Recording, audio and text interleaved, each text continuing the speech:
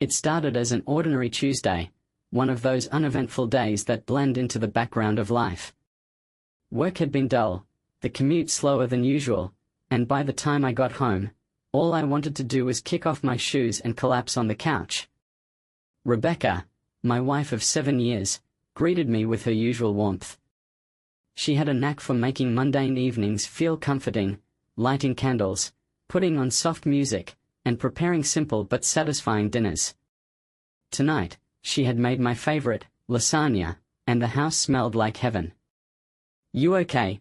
she asked as I sat down at the dining table. "Yeah, just tired," I replied with a small smile. But even as we ate, I couldn't shake a strange feeling in the back of my mind, a nagging sense that something wasn't quite right. I chalked it up to work stress and pushed it aside. After dinner, I grabbed my jacket to hang it up in the closet. As I patted the pockets absent-mindedly, I felt something crinkle beneath my fingers.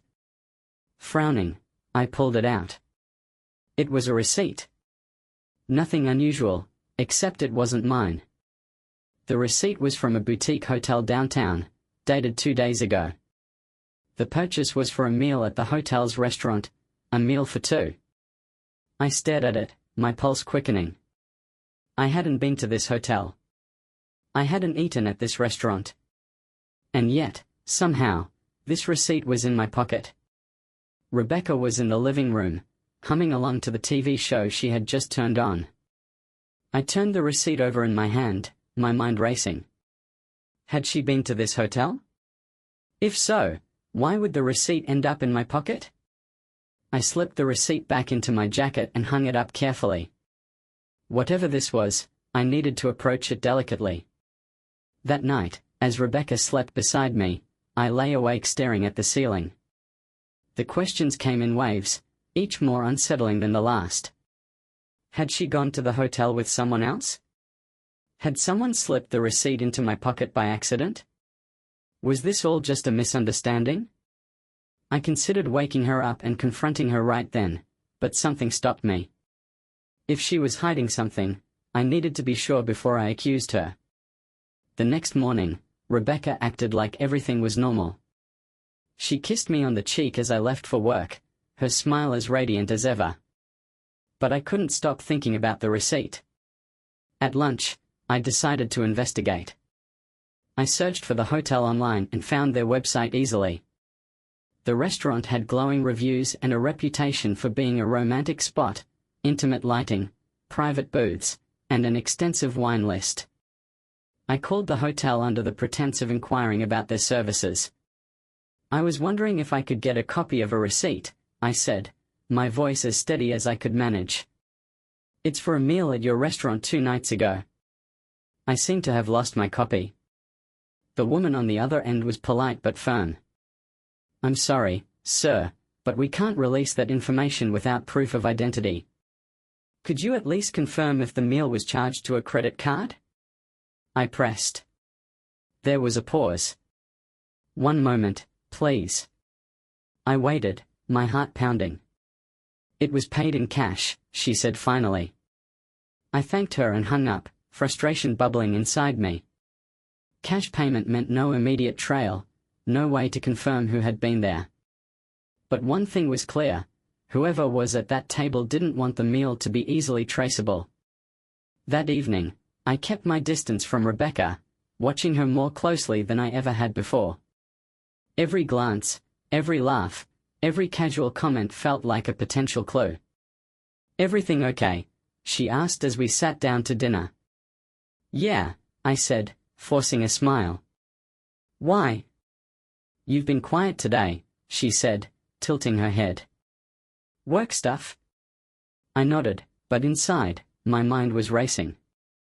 After dinner, I went to our shared closet while Rebecca was in the shower. I sifted through her jackets and purses, feeling equal parts guilty and desperate. In the pocket of her tan trench coat, I found another receipt. This one was for a florist, a bouquet of red roses purchased 2 weeks ago. Rebecca had never mentioned roses. I clenched the receipt tightly in my hand, my chest tightening. Whatever was happening, it was no longer a coincidence. I stood in the closet, staring at the receipt for the bouquet of red roses, my pulse pounding in my ears. Rebecca hadn't brought roses home. If she had, they certainly weren't for me. When she came out of the shower, I was sitting on the edge of the bed, trying to keep my expression neutral. "You look deep in thought," she said, towel drying her hair. I forced a smile. "Just thinking about work? Some big deadlines coming up." She nodded, her expression sympathetic. "You've been so busy lately. Let me know if I can help." Her concern felt genuine, but it only deepened my confusion. Was I overreacting? Or was she simply that good at hiding whatever she was up to? The next morning, I decided to investigate the florist. The receipt included a name, Bloom and Bliss. It was a small shop not far from my office. During my lunch break, I drove there, clutching the crumpled receipt in my hand.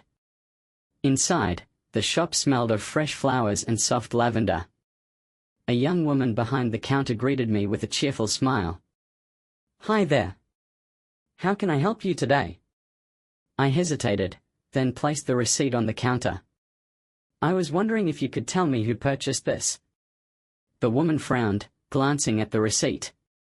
"Oh, I'm sorry. We can't give out personal information about our customers." "I understand," I said quickly. "But I think this might have been charged to the wrong account. I'm trying to clear up a mistake." She hesitated, her eyes scanning the receipt. "Well, it was a cash transaction, so there's no card information. Do you remember who bought it?" I pressed, keeping my tone light. The woman studied the receipt, then looked up at me. I think it was a man. Tall, dark hair. He said it was for someone special. Her words hit me like a blow to the chest. A man. Did he leave a name? I asked, my throat dry. She shook her head. Sorry, no. But he seemed really thoughtful about the flowers. He picked them out himself. I thanked her and left the shop, my mind racing. Who was this man? And why was he buying roses for Rebecca? That evening, I decided to keep my distance. I didn't mention the florist or the receipt, but I couldn't stop the questions swirling in my head. Rebecca seemed as cheerful as ever, making dinner and asking about my day. Long day? She asked as she poured us each a glass of wine. Yeah, I replied, my voice strained. Lots of meetings. As we ate, I studied her closely, searching for any sign of guilt or deception. But she was as poised and attentive as always, laughing at my jokes and asking about my coworkers. For a moment, I doubted myself. Maybe I was imagining things. Maybe the receipts were meaningless. But then her phone buzzed on the counter.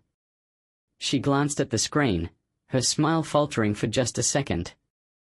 It was subtle, so subtle that if I hadn't been watching her so intently, I might have missed it. Who's that? I asked casually. Rebecca quickly turned the phone face down. Oh, just work stuff. I nodded, hiding my frustration. That night, while Rebecca slept, I took her phone from the nightstand. I felt a wave of guilt as I entered her passcode. It was the same one she'd used for years, but I pushed it aside. The first thing I checked was her messages. Most of them were mundane, texts from coworkers, her mom, and a few friends. But one thread stood out. The contact name was Jay. The conversation was brief, but it stopped me cold. Jay, it was great seeing you again. Can't wait for the next time. Rebecca, me too. Let's plan something soon. I scrolled up, but there wasn't much else. Most of the earlier messages had been deleted. I stared at the screen, my heart pounding. Who was Jay? The next day, I called Mark Sullivan, the private investigator I had worked with on a business matter years ago. Mark, it's Daniel, I said, trying to keep my voice steady. I need your help. Long time, Mark said. What's going on? It's personal, I admitted. I think my wife might be hiding something from me. Mark didn't hesitate. Tell me what you've got. I explained the receipts, the roses, and the cryptic messages. Mark listened carefully, then said, "It's enough to start with. I'll dig into it and let you know what I find." 2 days later, Mark called. "You're not going to like this," he said, his tone serious. My stomach sank. "What did you find?" "Rebecca's been meeting with a guy named Jason Hale," Mark said. "He's a contractor. No criminal record, no red flags, just an average guy. But they've met up 3 times in the past month." I clenched my jaw. "Where?" "Cafes, mostly," Mark said. "But the last time was at a hotel." "The hotel from the receipt." I felt a wave of anger and disbelief. "Do you think she's involved with him?" "It's hard to say," Mark admitted.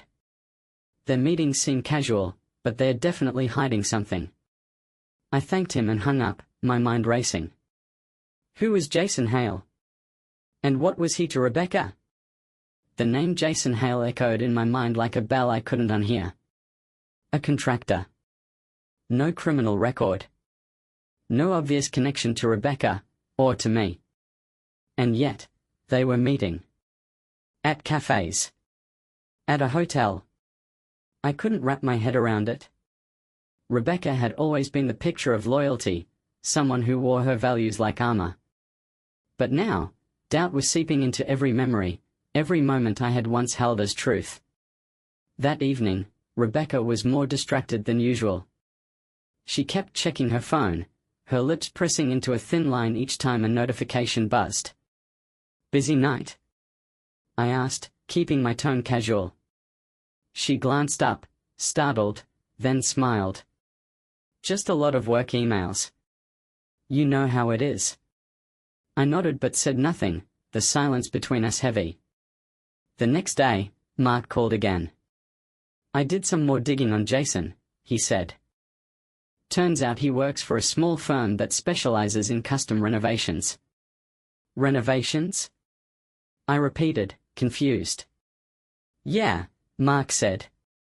"It's not flashy, but he's got a solid reputation. Clients love him." "And Rebecca?" I asked, my throat tightening. "She's not in his client list," Mark replied. "But here's the kicker, Jason doesn't advertise. Most of his business comes from referrals, word of mouth. Someone had to point Rebecca to him." "Do you know who?" Mark hesitated. "Not yet. But I'll find out." That evening, I couldn't shake the sense that something was building, a storm gathering on the horizon. I needed answers, and I wasn't going to wait for Mark to hand them to me. While Rebecca was in the shower, I went back to her phone. This time, I searched for Jason's number. It wasn't saved in her contacts, but I found it buried in her call history. I copied the number onto a notepad and quickly put the phone back before she returned. Later, after she'd gone to bed, I stepped outside and called the number.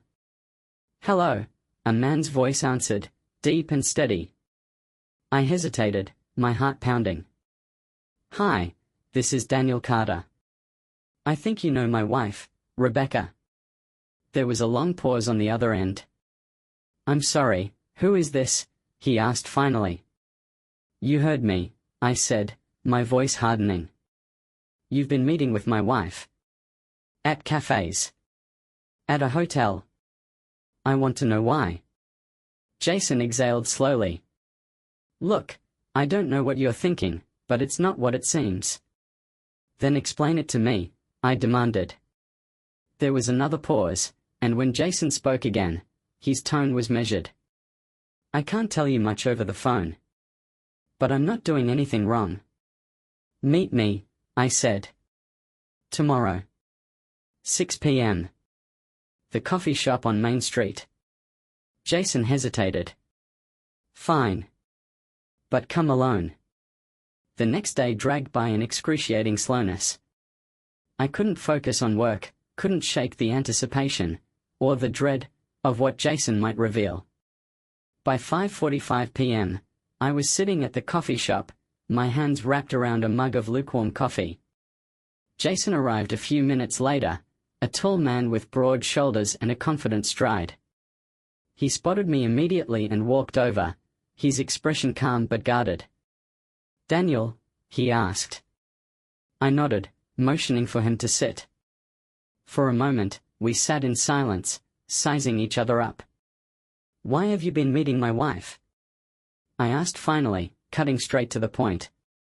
Jason leaned back, his gaze steady. "First, let me make one thing clear. I'm not having an affair with Rebecca." I narrowed my eyes. "Then what are you doing?" He sighed, running a hand through his dark hair. "Rebecca came to me about 6 months ago. She needed help with something sensitive." "What kind of help?" Jason hesitated, choosing his words carefully.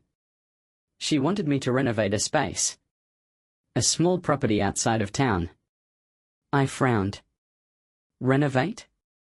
Why would she hide that from me?" "I don't know," Jason admitted. "But she was very clear about keeping it private. She said it was for someone she cared about." My chest tightened. "Did she say who?" Jason shook his head. "No. But she seemed conflicted. Like she didn't know if she was doing the right thing."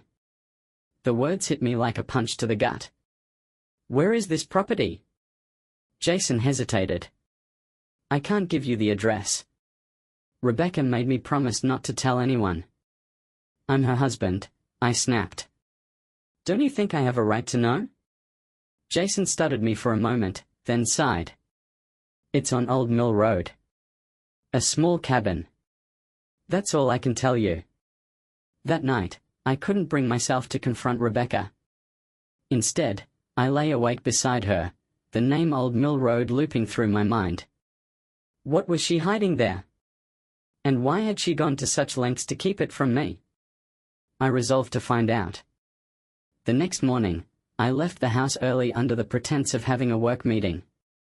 Rebecca kissed me goodbye, her smile as warm and genuine as ever, but it only deepened the pit in my stomach. As soon as I got into my car, I pulled up the map on my phone and entered Old Mill Road. It was a quiet, rural stretch on the outskirts of town, surrounded by dense woods. The drive took nearly an hour, but it felt longer as my mind raced with possibilities. What would I find there? A love nest? A secret project? The thought of Rebecca keeping something so significant from me made my chest ache. When I finally reached the address, I slowed to a crawl. The cabin was modest, nestled among towering trees. Its exterior was freshly painted, the small porch adorned with flower pots. It looked cozy, almost idyllic.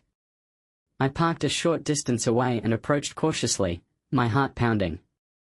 The cabin door was locked, but one of the windows was slightly ajar. I hesitated for a moment, then climbed through, landing inside with a soft thud. The air smelled faintly of fresh wood and lavender. The space was neatly furnished, a small kitchen, a sitting area, and a bedroom in the back. At first glance, it seemed innocent. But as I walked through the cabin, I noticed subtle details that made my pulse quicken. A framed photo on the mantel showed a little boy, no older than 6, sitting on a swing. His bright blue eyes and messy dark hair were strikingly familiar.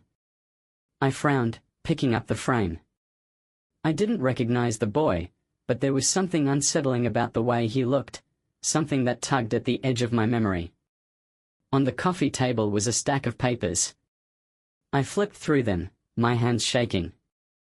They were medical records, appointments, prescriptions, therapy sessions. The name at the top of every page was the same, Ethan Carter. Carter.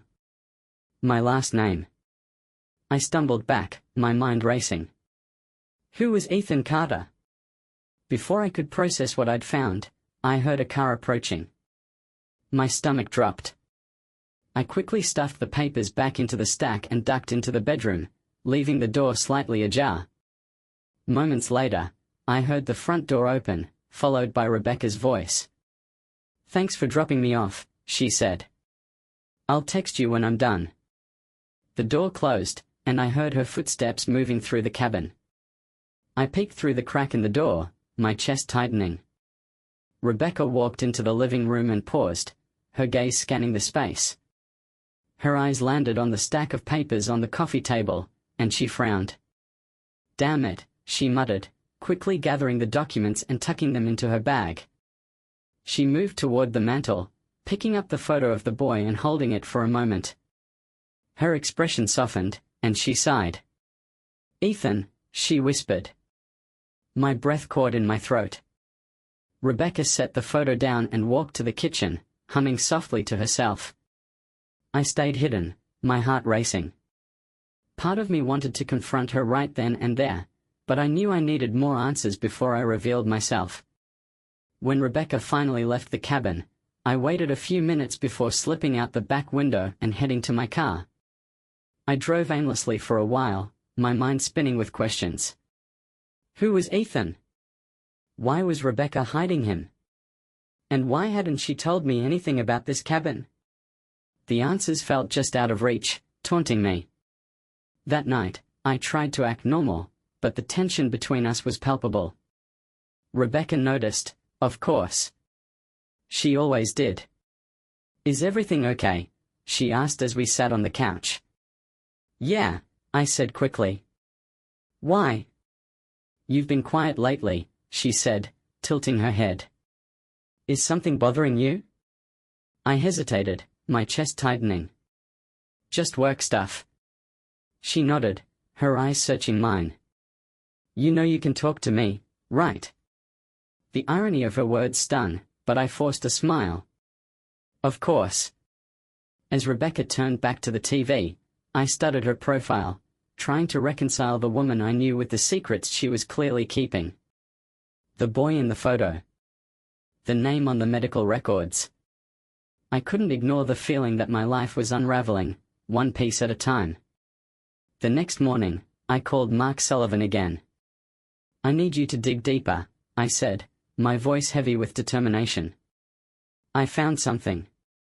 "What did you find?" Mark asked, his tone sharp. I explained the cabin, the medical records, and the photo of the boy named Ethan Carter. The moment I finished, Mark was silent for a beat. "This changes things," he said finally. "I'll see what I can find about Ethan Carter. Give me 24 hours. That evening, Rebecca was late coming home. She texted me, claiming she had to stay late at work, but my mind was elsewhere. I sat in the living room, staring at the stack of documents I'd taken from the cabin earlier that day. Yes, I'd gone back. I couldn't leave without knowing more. As I flipped through the papers again, one document caught my eye, a birth certificate. My breath hitched as I read the details. Name, Ethan James Carter. Mother, Rebecca Lynn Carter. Father, not listed. My hands shook as I stared at the page. Ethan wasn't just some child Rebecca was helping. He was her son. When Rebecca finally came home, I was waiting for her at the dining table. "Hey," she said, dropping her bag by the door. "You're up late." I didn't respond. Rebecca's smile faltered. "Is something wrong?" I held up the birth certificate. "Care to explain this?" Her face went pale, and for a moment, she looked like she might faint. She closed the door slowly, her hands trembling. "Where did you get that?" she whispered. "Answer the question," I said, my voice tight. Rebecca hesitated, then sat down across from me. She looked down at her hands, her shoulders slumping. "Ethan is my son," she said softly. "And you didn't think I deserved to know that?" I demanded, anger bubbling in my chest. "It's not what you think," she said quickly, her voice trembling. Ethan was born before we met. I gave him up for adoption." Her words hit me like a punch to the gut. "You gave him up?" I echoed, struggling to process what she was saying. Rebecca nodded, tears streaming down her cheeks. I was young, Daniel. I wasn't ready to be a mother. I thought I was doing the right thing, giving him a better life. I leaned back in my chair, my mind spinning. And now? Why are you hiding this from me? Why the cabin? The meetings? Rebecca wiped her tears, her voice breaking. Because Ethan reached out to me 6 months ago. He found me through a private investigator. He wanted to meet. I stared at her, stunned. I didn't know how to tell you, she continued. I didn't know how you'd react. So, I kept it a secret. I clenched my fists, frustration boiling over. Rebecca, this isn't just a secret. This is a child. Your child. You should have told me. She nodded, her tears falling freely now. I know. I know I should have told you. But I was scared. Scared you'd think I'd betrayed you, scared of what this would mean for us. I shook my head, struggling to reconcile the woman I loved with the choices she had made. The next day, Mark called with more information. I found Ethan, he said. He's living with his adoptive parents in a neighboring town. The medical records you found? They're for therapy sessions. It seems like he's been struggling emotionally, likely tied to finding Rebecca.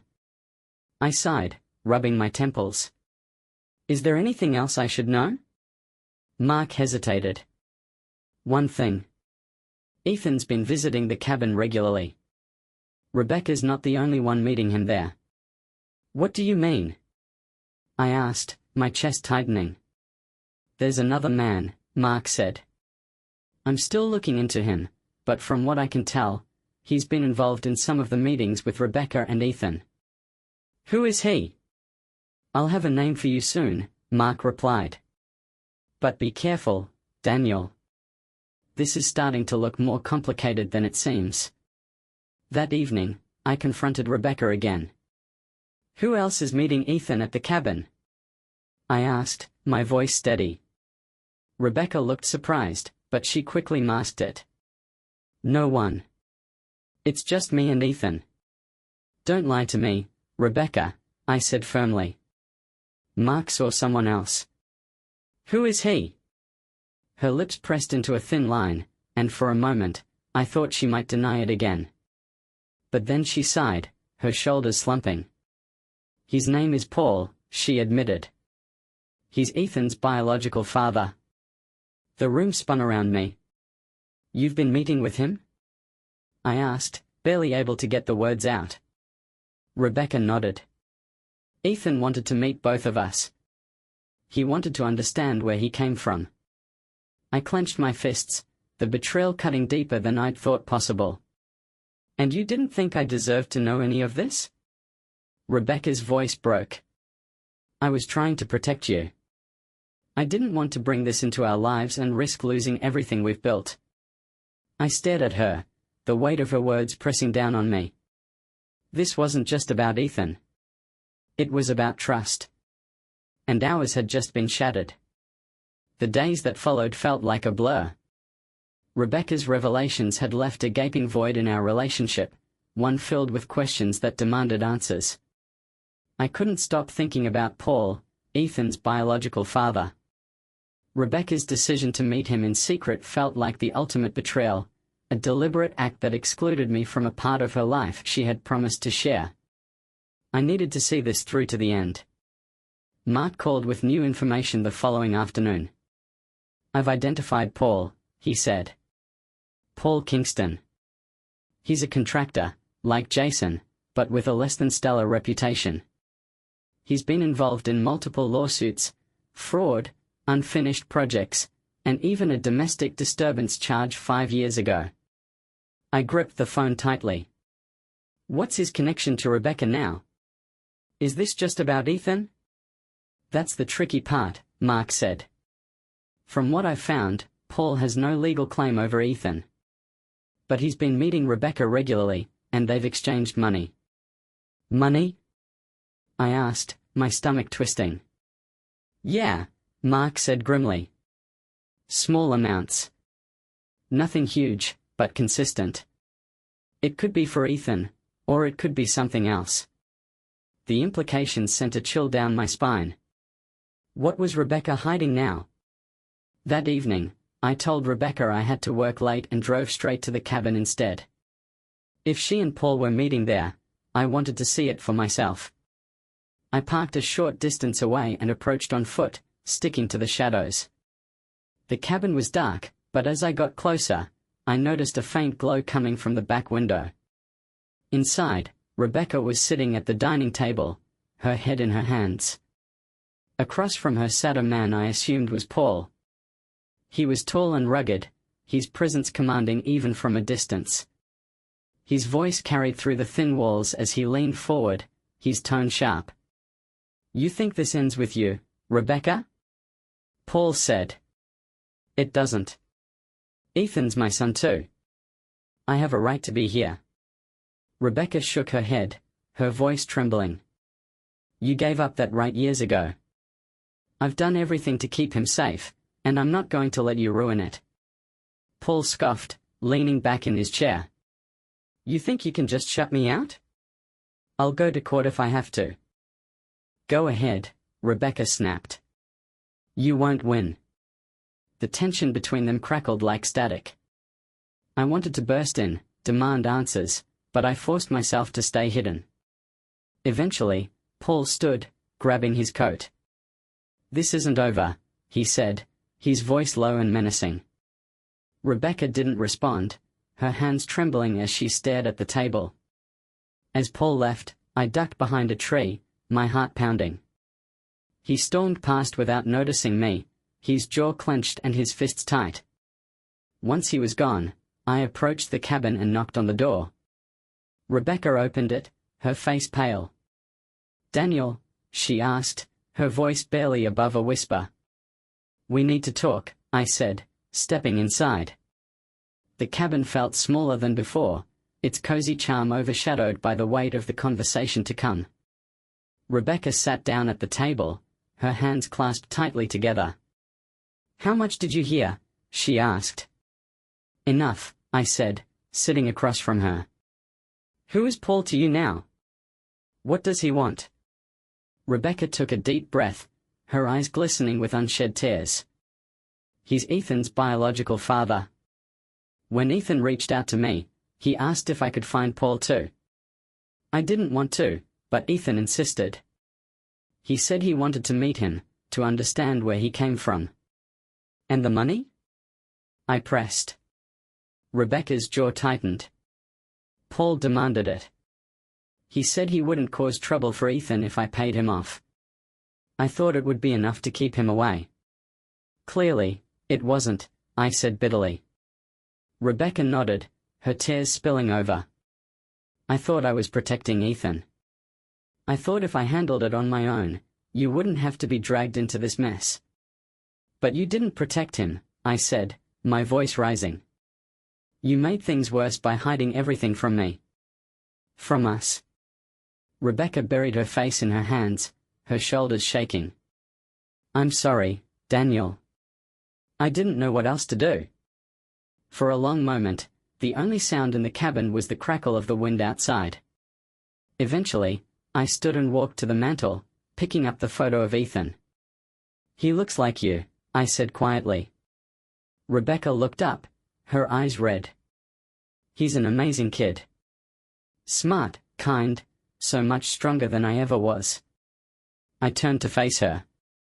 "If you'd told me about him from the start, I would have helped you. You didn't have to do this alone." Rebecca nodded slowly, her voice breaking. "I know. I was afraid of losing you, Daniel. But I've realized I might lose you anyway." Her words hung in the air, heavy with truth. The days that followed were a blur of difficult conversations and even harder decisions. With Mark's help, we filed a restraining order against Paul, ensuring he couldn't contact Ethan or Rebecca without legal repercussions. It wasn't a perfect solution, but it was a step toward protecting them. Ethan and I met for the first time a week later. He was shy at first, but as we talked, I saw glimpses of Rebecca in him, the same warmth, the same quiet strength. Over time, our family began to heal. Rebecca and I weren't the same as before, but we were rebuilding, one piece at a time. Because even though trust had been broken, love remained. And that was enough to start again.